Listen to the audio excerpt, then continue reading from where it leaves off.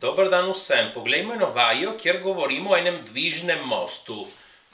Tukaj imamo dvižni most, ki se lahko tukaj vrti okoli te točke, te osi, in nas zanima, kolikšna je sila v vrvi, ki ga drži.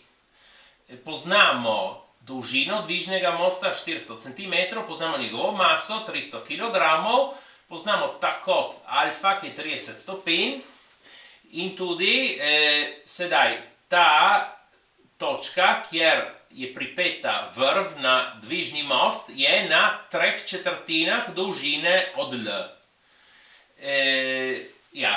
Torej, katere sile pride v poštev? Imamo težo dvižnega mosta in ta teža deluje v težišču, torej tukaj v središču, ta Fg. In poznamo itak maso.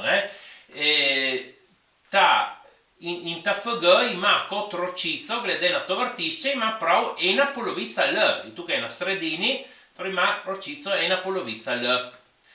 Ta sila F, kolikšno ročico ima? Torej, to silo F je lahko upoštevano, da je na eni premici, in mi gledamo pravokotno razdaljo med to premico in vrtiščem. Je prav ta je ročica. To je en vidik in bom zračunal tako. Ampak se lahko vidi po enim drugim vidikom, da to silo razstavim na dve komponenti, ena vodoravna in ena navpična. Je jasno, vodoravna ne vpliva na navor, nima navora, ker gre skozi vrtišče. Samo navpična, torej bi imeli eno komponento tako. In kolikšna bi bila ročica te komponente, pravokotna razdalja od sem do sem, je prav 3/4 L. Ampak recimo, da jaz bom napravil tako, da si izračunam ta R, torej, sta dva različna vidika. Tukaj notri v tem trikotniku sinus alfa je R ulomljeno, ta dolžina do sem, ta je hipotenuza, do sem 3/4 L. Če to obrnem, dobim, da R je 3/4 L krat sinus alfa. Sedaj, glede na to točko, ta sila skuša vrteti tako, ta skuša vrteti tako, v nasprotnih smereh. Torej, enemu navoru bom dal predznak plus, drugemu bom dal predznak minus. Ni važno, kateri je eden, kateri je drugi, in to bom postavil enako nič. Torej, ta je moja sila F, ki ima ročico R, torej F krat R, in to je en navor. Minus za tisti drugi navor, Fg krat ročica, ki je 1/polovica L.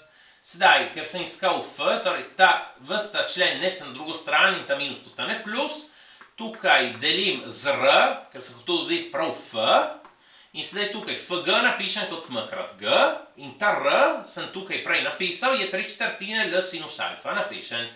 Sedaj dam podatke, M je 300 kg, G zdaj zakrožim na 10 metrov na sekundo na drugo, mi je zadosti, 1/polovica od L, L je 400 cm, 1/polovica od L je 200 cm.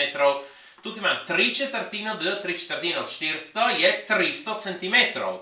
In sinus alfa, če zračunate sinus od 30 stopinj, je točno 1/polovica. Ali napišete 1/polovica, ali sem napisal 0,5, ni važno. Zdaj tudi ta 300 se krajša. Ja, zakaj sem lahko dal v centimetrih? Tukaj 1/polovica L in 3/4 L, ker ponavadi treba dati standardne enote, ampak sem lahko dal v centimetrih, ker itak ti centimetri se krajšajo. Zaradi tega ni problema.